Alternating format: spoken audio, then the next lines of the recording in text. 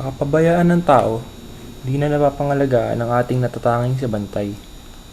Kahit sa bawat tahanan makikita, di pa rin nakikita ang tunay na halaga ng katapatan nila. Minsan talaga, di mo pa alam na ang hinahanap mo ay nasa harap mo na.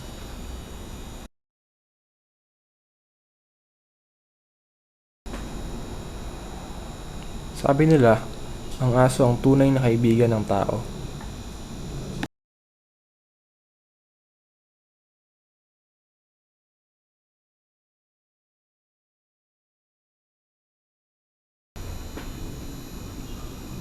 Totoo yan, sapagkat sila ang nagbabantay sa mga oras na walang tao sa bahay, o kaya ay tulog na tayo.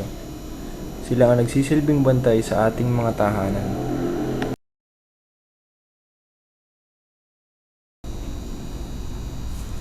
Hindi lamang sila alerto at matalas ang pang-amoy, matatalino rin sila at natuturuan pa kung mabigyan ng oras.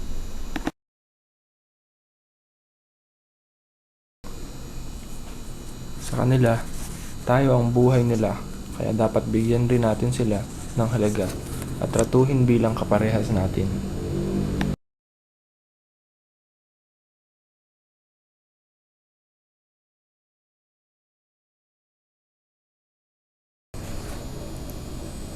Nagkakataon, may mga nagagawa rin sila na hindi tama, pero parang tao lang din, nagkakamali sila.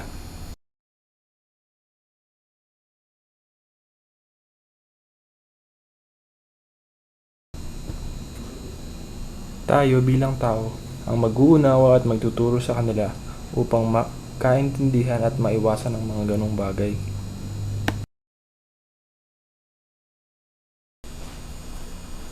Sa lahat ng pagkakataon, di ka iiwan ng matalik mong kaibigan.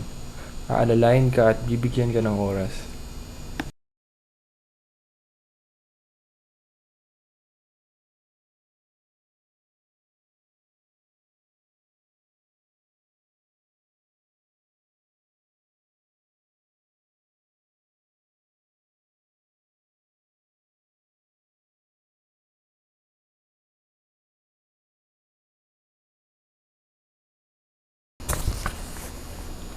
Paglilingkuran nila tayo, hindi dapat natin sila minamaliit. Bigyan natin ng kapalit ang binibigay nilang katapatan.